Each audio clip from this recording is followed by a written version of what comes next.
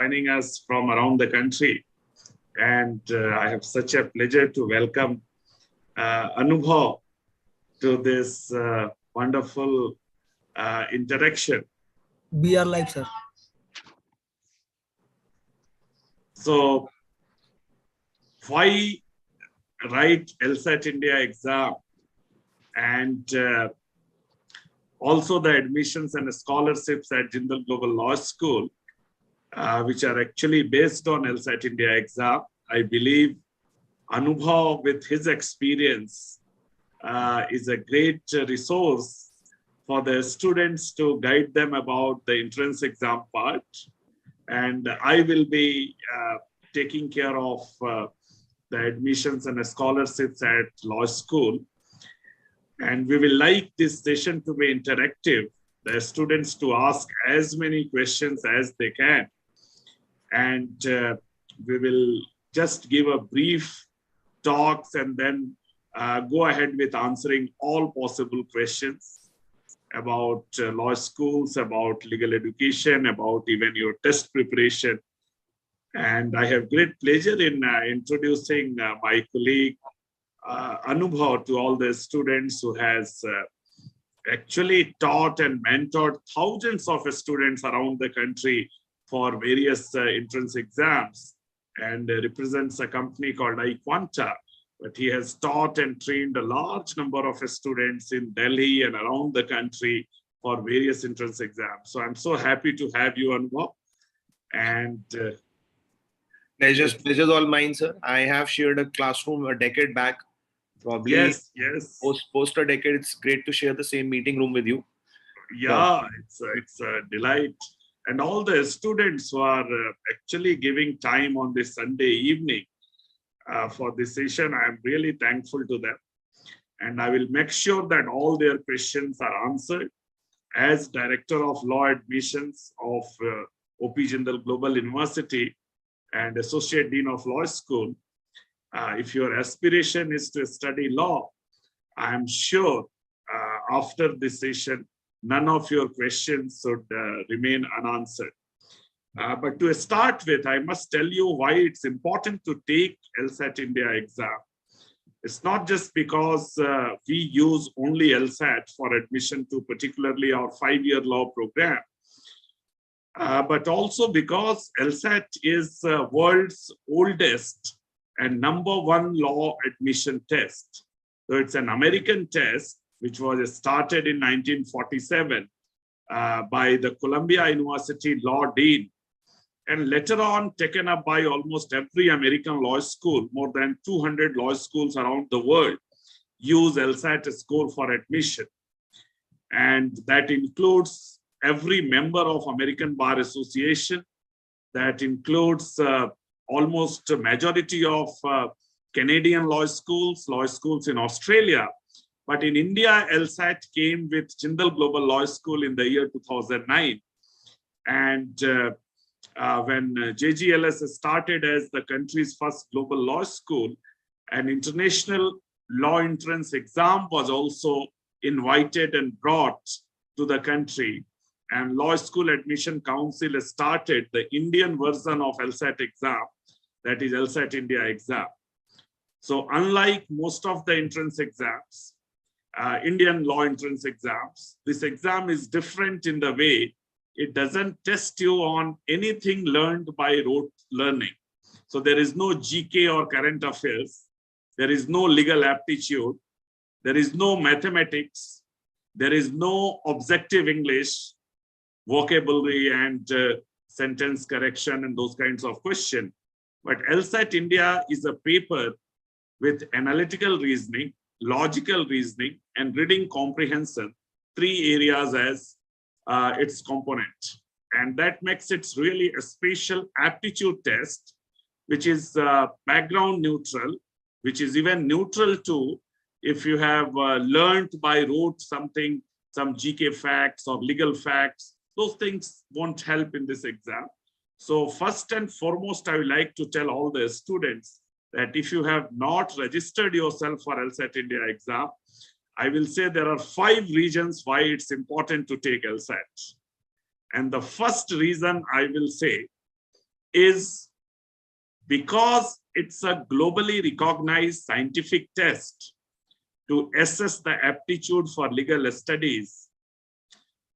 This test should be taken simply to assess your own self, to assess your own abilities, whether you are going to succeed, whether you are fit to join a law school, whether law school should be the place for you or not. It's another thing which law school you choose to study, but a good LSAT score will certainly determine in some way that you have the aptitude to study law. The second reason I will say, at Jindal Global Law School, it's a mandatory exam for admission. And we do not admit a single student without LSAT India score in our 5-year law program. So every year, hundreds of students and parents from around the country approach our office, the university, the vice chancellor, everyone seeking admission, but they have not taken the entrance exam. It seems like if you have not taken CLAT, you cannot approach a national law university for admission. So I can see there are questions coming from Shiva and all. We will come to that. But it's a mandatory test for us. So even if you do not apply to Jindal Global Law School on JGLS application form, but if you have taken LSAT India exam, you will be considered for admission, because admission offers are issued as per LSAT India results. They are not issued as per your admission to the law application to the law school. You can complete application process later with the law school, but if you qualify LSAT, if you qualify the cutoff, you will be given admission. So LSAT India test, the second reason is it's a mandatory test for admission to Jindal Global Law School. The third reason I will say, it's not just a test for 5-year law program. It's a comprehensive test of reasoning and reading abilities. And we use it even for 3-year LLB program, which is a postgraduate degree, and an LLM program, which is a post-law degree, a master's degree in law. So it's a comprehensive exam, which is used for all 3 major law degrees, with 5-year LLB, 3-year LLB, and 1-year LLM program. The fourth reason I will say is LSAT India is not just admission test, but also in a way a scholarship test for the law school. So there are scholarships ranging from 10% of tuition fee up to 100% of tuition fee. There are 4 slabs in which scholarships are awarded: 10%, 25%, 50%, and 100%. And they are all given on the basis of your LSAT India percentile score in respective programs. So over 500 scholarships are instituted by the university, and LSAT India score plays most important role for this. The last reason I will say it's important because not just Jindal Global Law School, but 20 other different schools open their door, admit students on the basis of LSAT India test. So it's a very, very important test. A lot of students do not take this test because of ignorance or because of thinking that their CLAT score could be accepted for admission. But in our law school, we do not accept CLAT score. And that is why these sessions are important for informing you that you must register for LSAT India exam. And there are only 3 days left for it, because on 8th of June, the LSAT India registrations will be closed, unless there is some extension of 1 or 2 days given. But 8th June is the deadline, and the exam is scheduled from 22nd to 25th June. So I strongly encourage all the students attending this session to first and foremost, they register for the test and then go through some of the past papers. And with these words, I would like to invite my colleague and co-panelist Anubhav to address and share his experiences with you. He has taught a lot of students for even CLAT exam and various law entrance exams. His students are present in almost every law school. And I will be coming to your question. There are some very interesting and appropriate questions coming up right now from Prince Kumar. We will coming back to all your questions, but over to you, Anubhav, for your inputs. Well, good evening, ladies and gentlemen, boys and girls, all my listeners, dear parents, students, counselors, teachers, whosoever is listening to me. So even before I start talking, I would request all of you to give me a quick post-COVID formality, and that is about the technical issues. If this entire audience of 68 participants can see me, hear me, and they can witness this session, you will quickly go on the chat box and type a Q for Queensland. I would request the entire audience, my co-panelists, the technical team, to quickly go on the chat box and press a Q for Queensland, because it is really important to get all the technicalities in place first. So fantastic. It looks like all these students, all these aspirants are full of energy, and they are the future lawyers, the future of the country, the future corporates, the future civil servants, because that is where the law takes you. Now, Sir told about 5 good reasons why anyone and everyone should apply for an LSAT entrance exam. As far as I am concerned, I have got 3 fantastic reasons why I could have given an LSAT entrance if I was appearing for a law entrance. But unfortunately, I appeared for my college entrances in year 2005. But my odd reasons to apply for an LSAT is, point number 1, it is always good to have options. I know I am a little harsh with my words because I have dealt with so many students, but I know as a 12th standard kid, as a student who's appearing for a college in year 2022, it will be a little difficult for you to digest. But the truth is, beggars can't make choices. The best what you can do is create some choices for yourself. And what better can you ask for? Because one single entrance exam will give you all 3 E's. All 3 E's what any student looks for. The first E is a lot of exposure. Second E is a lot of earnings, which means placement. Exposure, earnings, and great education is something what all the law colleges affiliated to LSAT will give you. Point number 2, my personal opinion of appearing for an LSAT entrance exam is they don't ask me or test me on the basis of numbers. I've always been fear of numbers.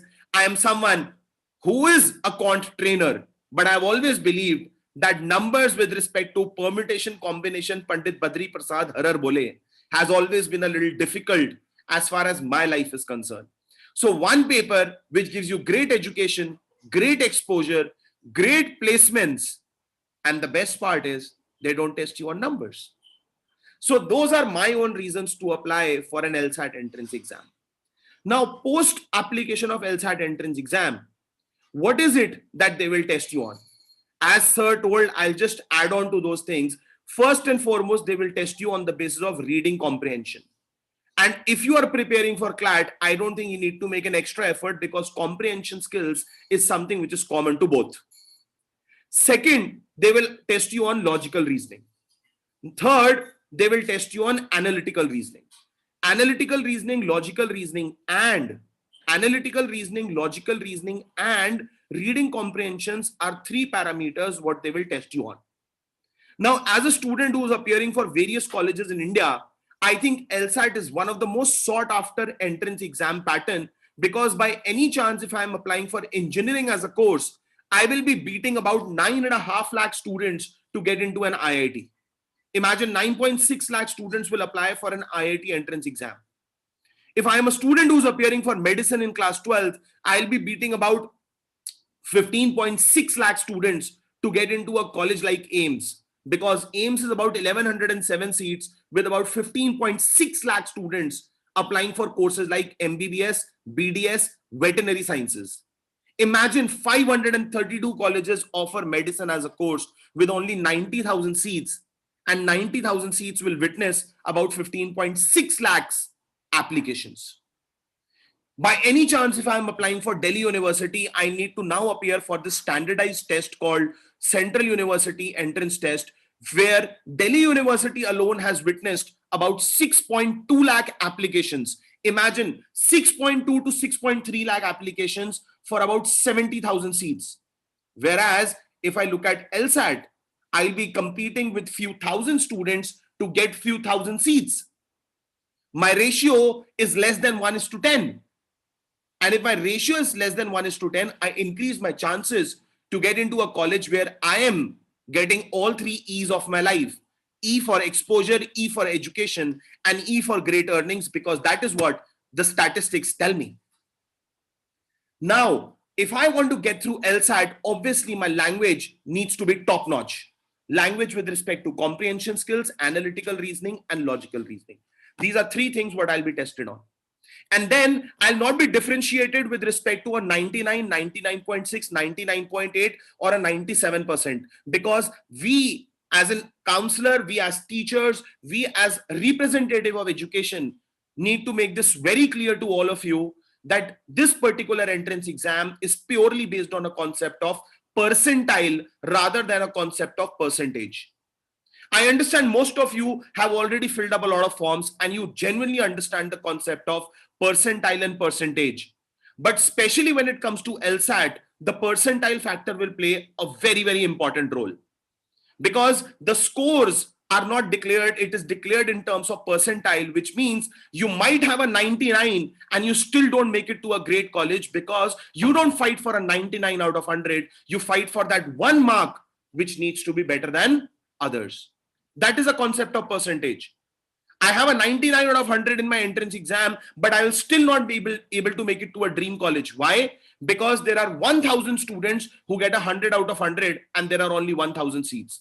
So all these LSAT applicants, all these CLAT applicants, those who are writing NLS, IU, NALSAR, OP Jindal, the first and foremost thing is get a clear picture with respect to percentage versus percentile, because the entire game is with respect to percentile. And LSAT applicants in last 13 years have not just seen an addition or a multiplication, they have seen an exponential growth.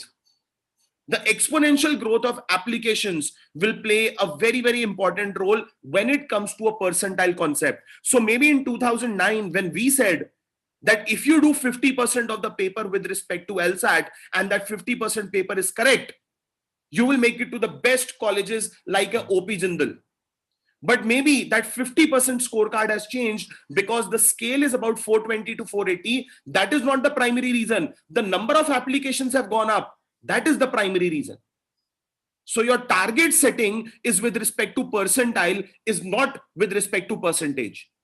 There is a Hindu saying कि अपने घर में देखो, दूसरे के घर मत देखो. But eventually an entrance exam will ask you to compare yourself to others. So doing a lot of mocks will play a very, very important role in terms of percentile prediction. What is that percentile? What Jindal Global Law School has set. What is that question number? What we need to look at. What is a good score versus a bad score? What is a percentage versus percentile? That is what something we look at in next 30 minutes. But as far as me as a trainer is concerned, I'll say analytical reasoning, logical reasoning, reading comprehension is the key. The scale of 420 to 480 means if I score a 475, I will have something about a 99 percentile. If I score about 450, my percentile would be somewhere in mid, which is 50 percentile. But what is that number of questions which will get me 450? What is that number of questions which will get me a scale of 475? That is an undisclosed criteria. So question is not how I perform. The question is how I perform in comparison to others.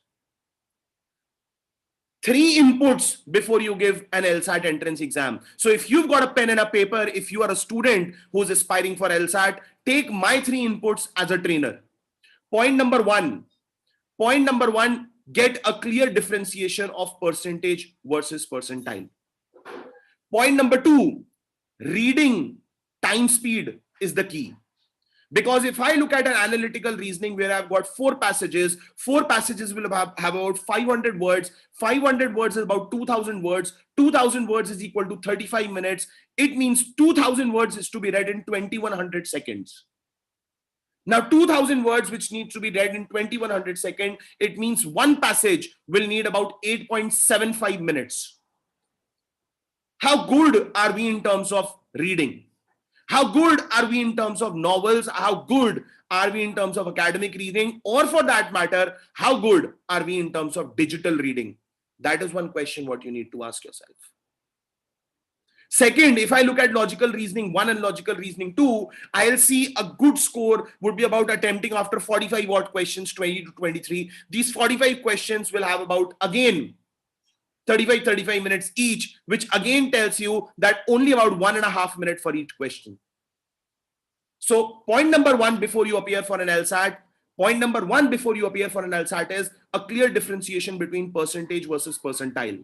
The number of applications versus the number of seats what Jindal Global Law School will offer you.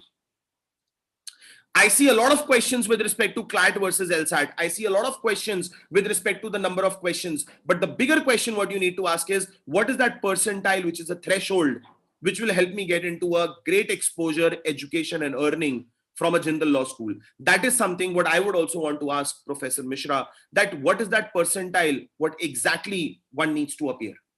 Because if you don't have a target, then how will you be an Arjun? Arjun looked at an eye of a fish. You don't know what is an eye. A good exam can be from your standard, but if someone else is better, hard luck. So point number one, percentage versus percentile. Point number two, time management is the key. So these are two inputs before you appear for an LSAT. And obviously, point number three is estimate yourself with about a good score appearing for some mocks. And point number four is, how good are you in terms of comprehension skills? Because CLAT is equal to fantastic comprehension skills, awesome knowledge. Legal aptitude is knowledge, some decent numbers. But as far as LSAT is concerned, it is pure comprehension skills. So that was my piece of advice. I'll definitely chip in next 30 minutes. I'll come and go, but now I would like to transfer this entire audience towards Professor Mishra, because I have definitely raised some questions in front of the audience, and I have also raised some questions to Professor Mishra, that what is that percentile what one should look at to get into the best possible law school like a Jindal Global Law School. Sir, over to you. Thank you, Anubhav. Thank you so much for this wonderful, I will say, inspiring and motivating talk to the students. I would like to directly take questions. The first one is your percentile requirement for admission, which is also like, I can see Anirudh Reddy has asked about expected cutoff. There is some anonymous attendee also that what could be the cutoff. Now, I would like to tell you from the previous last 5 years of experience at Jindal Global Law School, if we look at, say, 2021 admissions, there are students who were admitted last year. So we released our first list above 80 percentile score. And all the seats in the BA LLB honors program were filled in next 36 hours. So within 2 days, we released our admission offers on 21st June. Last year, LSAT happened early and the results came on 20th June. So we issued the first offer on 21st June, and on 22nd June, all the seats were filled above 80 percentile for the BLLB honors program. But admissions remained open for the other programs, and we reduced cutoff by 10 percentile. So above 70 percentile, we issued offer for all other programs, and all the BBA LLB seats were also filled above 70 percentile. The remaining seats in the newly started BCom LLB honors program. So we have 3 5-year law programs, and we reduced cutoff to 60 percentile. And all the seats in BCom LLB honors program were also filled in the next 2 days above 60 percentile. For last 5 years, the cutoff has always been above 60 percentile. And very rarely, if there are some later refunds or anything, and in exceptional cases, the cutoff could come down to handle those things. But admissions were all closed in the first instance above 60 percentile score. Now, this year, there was another student who asked questions that we have filled certain number of seats through the January exam. You may be aware, LSAT India test is being organized twice in a year. And we were like first to start it last year in 21, when we organized the exam twice. And again, this year, the first test was conducted in the month of January, and the second test is being conducted in June. So I will be very candid with the students. 40% of seats have already been taken up in the January test, and 60% seats in the 5-year law program remain available for the June test takers. And that is a good number of seats available in all 3 programs: 5-year BA LLB honors, BBA LLB honors, and BCom LLB honors.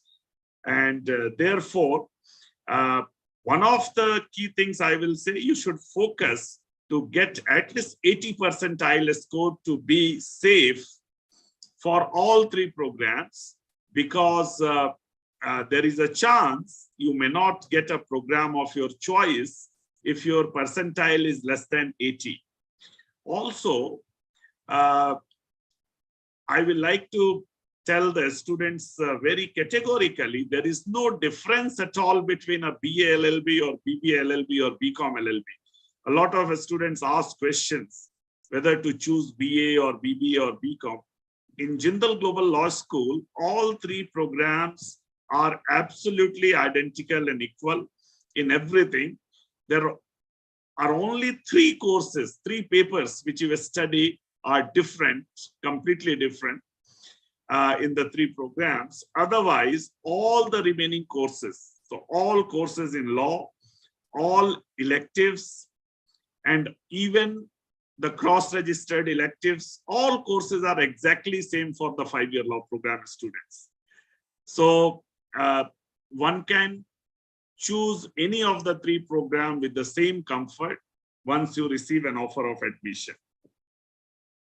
Now, Shiva Nishchay has asked few questions. I will like to come to that. So I think regarding cutoff, you have a clarity that you should be aiming to be in top 20% test takers and aiming for an 80 percentile score. In no case below 60 percentile for the 5-year law program. Shiva Nishchay has asked question 1 about CLAT vis-a-vis LSAT. Which one is a better exam? And the other question he has asked whether I need to register for Jindal Global Law School application form separately. So these are 2 questions I could say. And my answer is there is no need to compare between CLAT and LSAT. These 2 are different exams. And they are certainly similar in some aspects. There is a logical reasoning in CLAT as well. But LSAT is a completely different paper because its entire focus is on reasoning. There are 2 papers on logical reasoning. There is 1 paper on analytical reasoning, and there is 1 paper on reading comprehension. So as Anubhav said, the key here is comprehension. The key here is reading skills. The key here is reasoning skills. It's a test of reasoning. Vis-a-vis CLAT, which has a little bit of reasoning, but has a lot of content, a lot of components, which you might need to learn by rote, which you might need to prepare. Questions like general knowledge and current affairs and legal aptitude and those things. But increasingly, I have a feeling that even CLAT exam and IELTS exam are also coming close to LSAT. They are in some way increasing the reasoning component and the aptitude component in them vis-a-vis the knowledge component. So if you take LSAT or prepare for LSAT, you are certainly going to be benefited in your CLAT and IELTS and other exams as well. So there is no need of comparing the 2 tests. Both are equally important tests. And as a student, your purpose is to secure admission in the best possible law school. And for that, you have to take both the tests. So if you have registered for CLAT, you must register for LSAT now. If you have registered for LSAT but not for CLAT, I don't think CLAT registration dates are available, but it's always good to take more exam. And I completely agree with you, Anubhav. Howsoever well you take say a CLAT exam, it will give you only 1 admission offer. Now that can come from National Law School Bangalore, which is like the dream destination for almost all the law aspirants, or it could be one of the newer law schools set up in, say, different parts of the country where you might not be willing to go and spend 5 years. So it's important to create more options. And I mean, taking one more exam means you are creating one more option for you, and you will be in a better position to choose the best option for yourself once the results are announced. There are questions from Sampada Singh. She asked about, again, JGLS application. So I should tell you that offers of admissions are made not on the basis of JGLS application. You apply to Jindal, but if you don't take LSAT, you won't get an offer of admission. But if you take LSAT exam and you don't apply to Jindal, you will get an offer of admission because you qualify the entrance exam. So LSAT India is our only entrance exam for 5-year law program. And I will come back to your question also, Prakriti. And I'm very happy that you are thinking about becoming a judge or a judicial officer. I'll guide you a bit about that. But to answer Shiva and Sampada also, there is no need to fill Jindal Global Law School form now. You can do that after your LSAT test. You can even do that after LSAT results. And we will keep on informing you that form is important if you have to study in Jindal. It's mandatory to be filled because that is a procedural requirement. But that is not a mandatory requirement. Mandatory requirement is the entrance exam. So right now, your focus should be the entrance exam and not any other form. Take the entrance exam and then you fill all the law school forms. Now I will come back to a few questions. There was a question about a scholarship, whether it's merit-based or need-based. And I will like to tell you, in Jindal Global Law School, all the scholarships are merit cum means based. That means merit cum need based. There is no pure merit scholarship. So that means the parental income criteria is an essential part of a scholarship process. If the annual parental income is higher than what is prescribed by the Law School Admissions Committee, which is actually 30 lakh rupees this year, joint parental income of both the parents in one financial year. If it exceeds 30 lakh, you may not get any financial benefit in terms of a scholarship. So even if you get, say, a 99.99 percentile score, you have to study in full fee because your parental income limit is higher. If I remember correctly, one of the toppers of last year who got a 99.9 percentile or so, and certainly eligible for a scholarship as per merit, but the means was the parental income was much higher when the ITR was brought. So it was in excess of 1 crore and we could not give any scholarship. So there is a compulsory parental income criteria. If parental income is less than 30 lakh, and if your LSAT score is more than 90 percentile, you have a guaranteed scholarship. The scholarship cutoff is 90 percentile score. That means you have to be in top 10% of test takers. Every student who secures a 90 percentile to 99.99 percentile in that bracket, they will receive a scholarship if they satisfy the parental income criteria. And this is done by the university to ensure that only those students who really need a scholarship, who may not afford to study at Jindal Global Law School, if they are not given a scholarship or financial support, should receive their scholarship. And those who otherwise may afford to study even without a scholarship, or they can pay the fee, they should pay the fee, because we are a premier private university, private law school, and the funding doesn't come from any government or society or state or corporate. The initial funding was done by Mr. Jindal to set up, to establish the institution, but now it's a purely self-supporting institution of, I will say, high international standards, The law school is ranked 70 in the world, first in South Asia, 12th in whole of Asia, and it's ranked 8th in all BRICS countries, including China. So it's a premier institution. If we look at the cost of a study at Jindal vis-a-vis any top law school in Asia, which is ranked on par with us, Jindal is actually much lesser vis-a-vis law schools in Singapore or Hong Kong or even Taiwan or mainland China. Even the law schools which are ranked lesser than us in the QS World University rankings. So I will say, to study at JGLS is, in my view, is as good as studying in a law school in Singapore or Hong Kong or even in the US or UK. There are so many top UK universities which are 100-year-old. Actually, their law schools rank lower than us when it comes to the QS World University rankings by subject law. So as a law school, I think cost is certainly a factor for a lot of students, but those whose parental income is less, they must strive to get a very high LSAT score. There was a question I saw, at what LSAT score I can get 100% tuition fee concession. I must say, your LSAT score you must aim a 99.99 percentile, or 99.9, 99.8, 99.7, 99.6, 99.5 percentile above in any case. And the scholarships are very limited. There are only 15 scholarships we award of 100% tuition fee in all the programs. But then there are over 200 scholarships which are of 25% and 50% tuition fee, which is again a substantial tuition fee scholarship.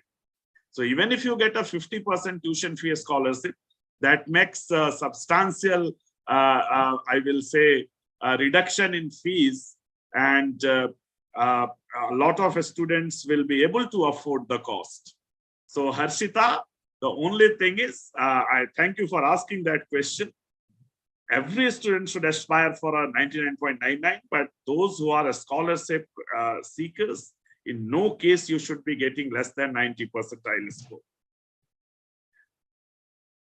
Anmol Arora has asked a question about LLM program, and I should tell you, LLM is it's a master's degree, and it's something beyond LSAT. We accept other scores as well.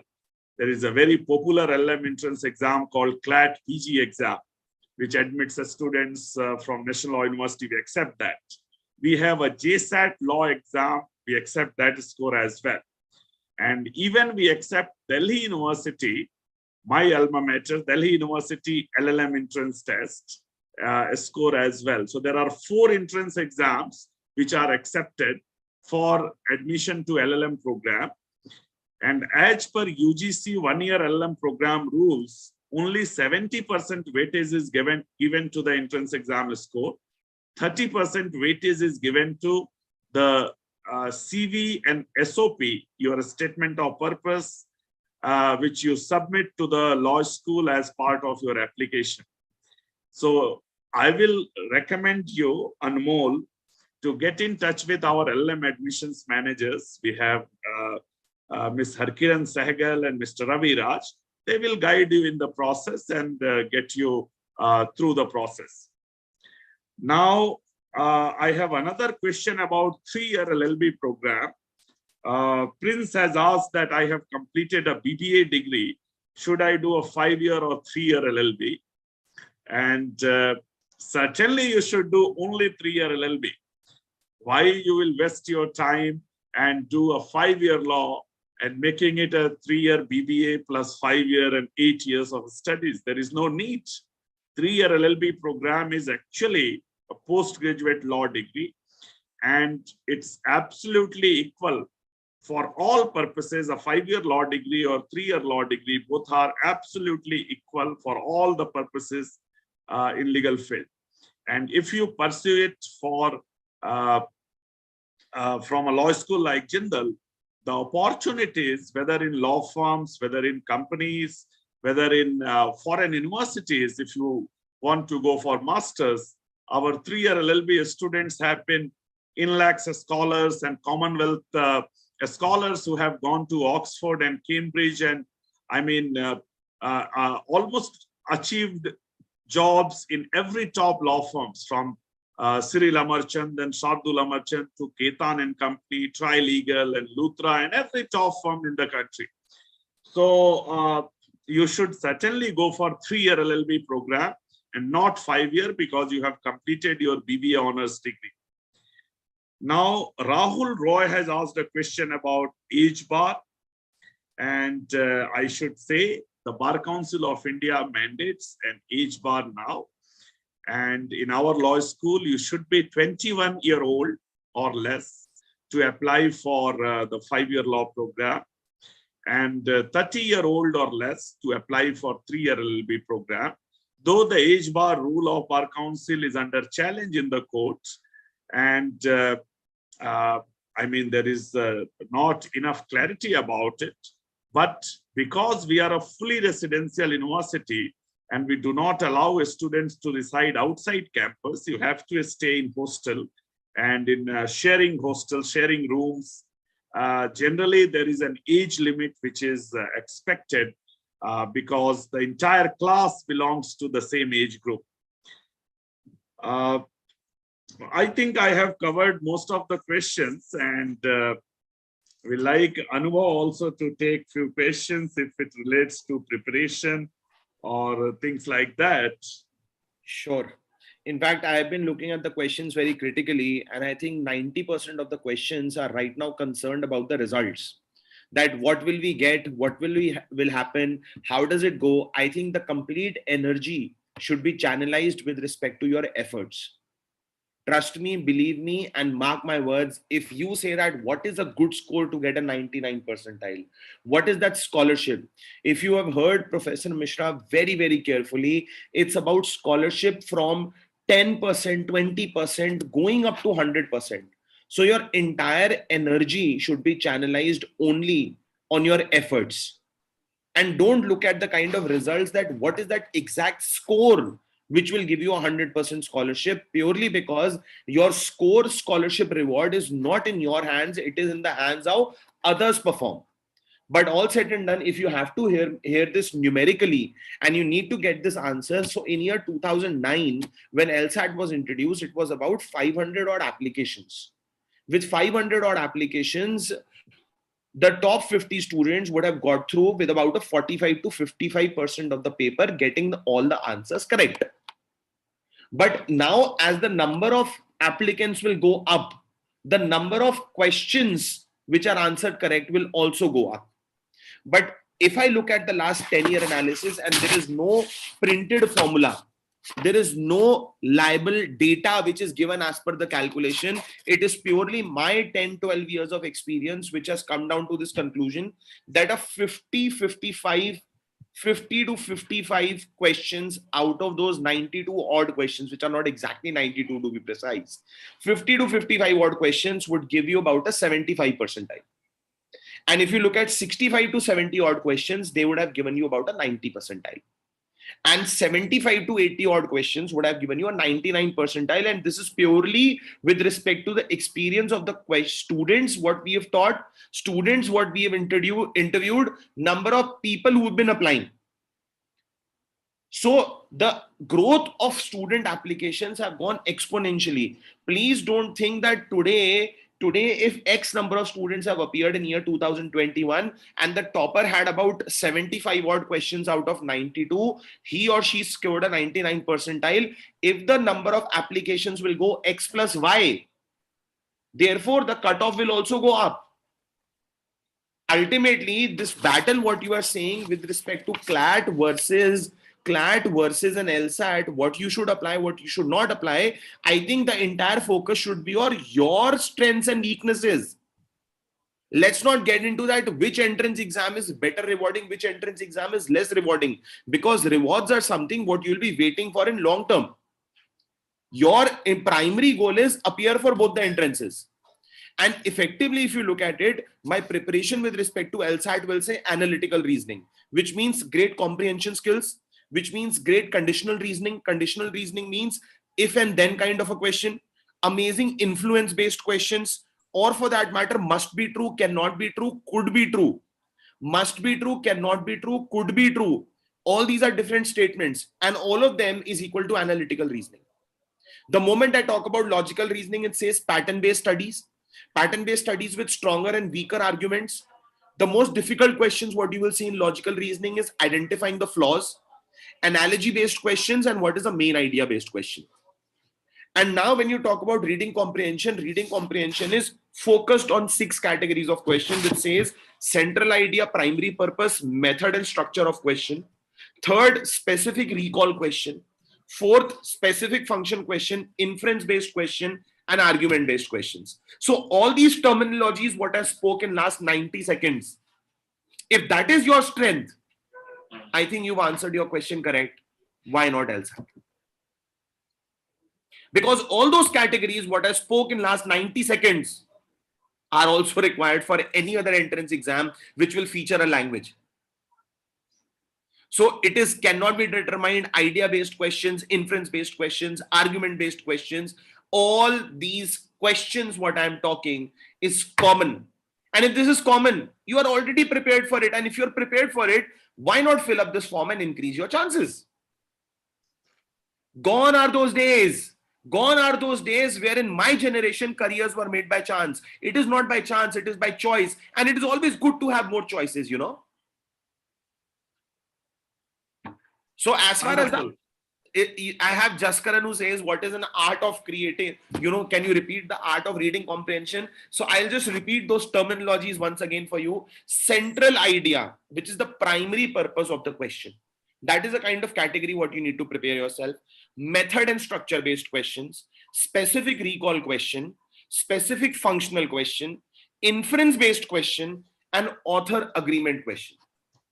Because when you talk about reading comprehension in LSAT, it is based on social science, humanities, science, and law. These are 4 reading comprehensions what will feature. Okay. So the pattern of the paper is about your energy. The preparation is all about your energy. Marks is again about energy. Forget about rewards. Leave that to us. And the number of people who are applying for LSAT, number of applications who are applying for LSAT, it's about 7,000 to 9,000 students who will actually feature in an LSAT entrance exam this year, because that's what the number growth has been showing. That is what the analytics and data has shown. But 7,000 to 9,000 you can expect.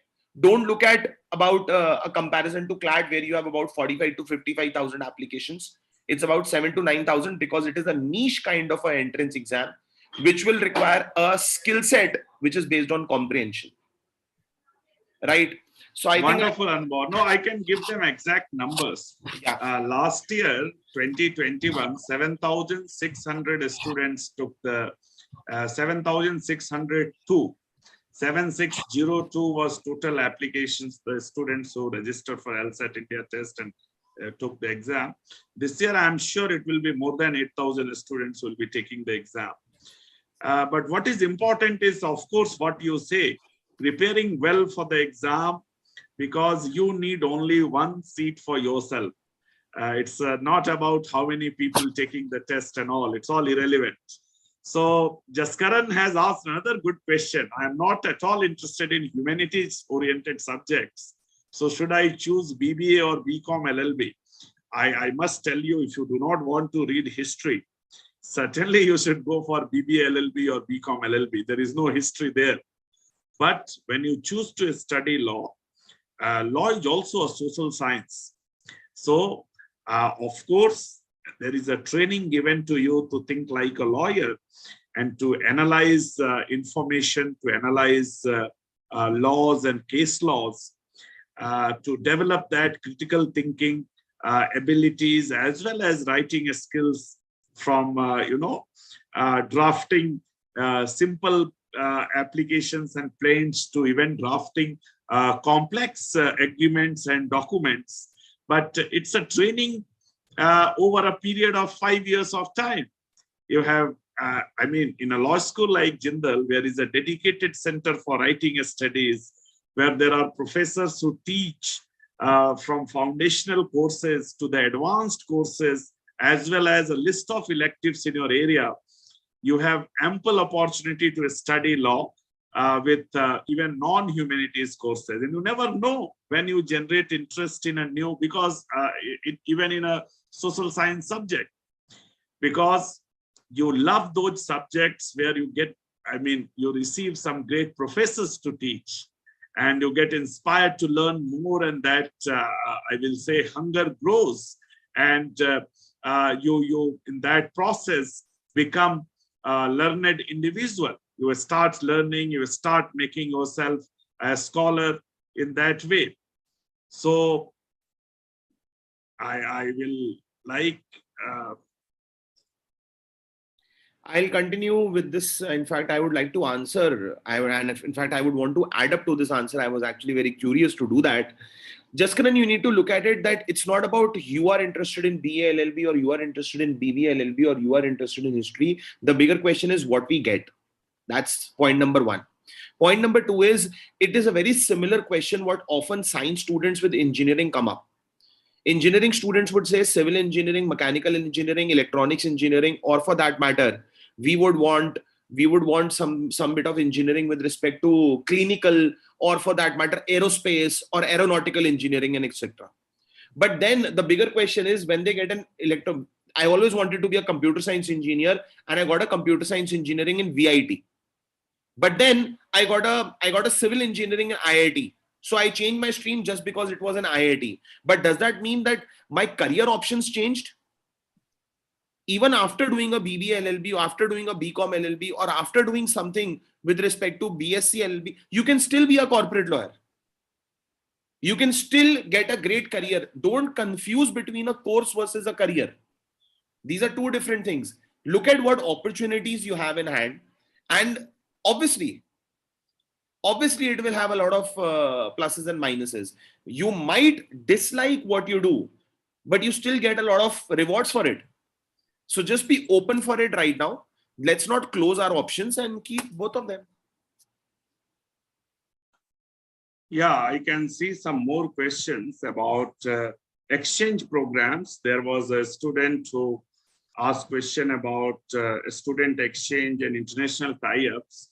So I would like you to read the university website. I mean, Jindal Global University has tie-up with 350 plus universities around the world. And there are 100 almost law schools globally which accept our students as exchange students. So this year itself, more than 200 students from the law school are doing exchange programs in terms of, there are 3 types of exchange which students go for. One of them is a semester exchange program, and the other is a short-term study abroad program. And the third one is a dual degree program where we have tie-up with some leading American law school like Cornell, and our students directly join Cornell University in the dual degree JD program. So, and that is available for 3-year LLB as well. Sejal is asking a lot of questions about 3-year LLB. And I must tell you, for 3-year LLB, I studied way back at University of Delhi in Campus Law Center. And in those times, CLC used to be the finest college for 3-year LLB program. Today, if we look at the modern residential law schools, where law is taught in a more rigorous and professional way, in a full-time residential mode, Jindal Global Law School is indeed the option if you think of a 3-year LLB program. This year, even National Law School Bangalore has come up with a 3-year LLB program, which you can think of. It will certainly come up as a good program. But JGLS LLB 3-year program is now a very, very established program. It's attracting students who are graduating from top universities around the world. So students graduating from London School of Economics and King's College London and University of Cambridge, Monash University in Australia, NUS Singapore, they are coming to study 3-year LLB at Jindal. And of course, from Indian colleges, students are coming from STFENS, SRCC, LSR, and all the leading degree colleges in the country. So it's a great class. And there is a lot of diversity, because in 3-year LLB program, you will find a graduate in economics and a graduate in physics, a graduate in engineering, and even a medical doctor. There are 2 MBBS graduates who have studied LLB at Jindal. There are 3-4 BDS graduates or more, and every year around 1 dozen BTech graduates who join the law school to study LLB 3-year program. So you can imagine the diversity of students in the classroom, where someone is coming from engineering or physics and combining with someone with pure humanities or literature, or I will say even traditional BCom or economics. And that leads to a lot of, I will say, diverse perspectives coming in the class from a diverse set of people. So at this stage, for a student like Sejal who is confused between, say, a CLC and Jindal, you should first take the entrance exam, secure admission at both the places, and then you weigh your options. If you are selected at both the places, visit both the institution, talk to some of the alumni, talk to some of the professors. And this is what will help us, taking an informed decision.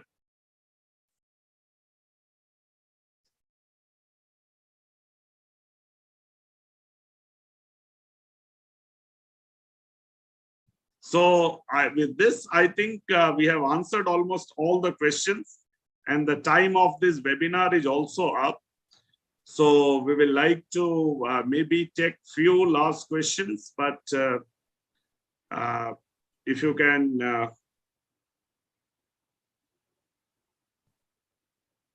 I wonder how some students who find place here I think the people are not aware as far as the premium account of Zoom is concerned. We have captured your IP addresses as well. Oh, of course, I wonder how some students can, post messages like this. But anyway, the Gaurav question about age limit, there is a 21 years age for 5-year program and 30 years age for 3-year LLB program. There is no age limit for the LLM program. Thank you, Gaurav, and it's such a pleasure interacting with all of you. I think we answered all of your questions, and now we can close the session. Thank you very much for joining it, and thank you, Anubhav, for being with me. So it's always a pleasure sharing this stage with you. I got it after a decade back. But thank you for being a fantastic audience, everyone. I hope the Sunday evening was fruitful for all of you. It was definitely a lot of insights and enriching for both of us to look at the energies and enthusiasm what each one of you have to be the future lawyers of this country. So thank you for being a fantastic audience and a patient listener. I think you guys enjoyed as much as we did because we had a great time. Thank you so much. Thank you. Thank you, everyone.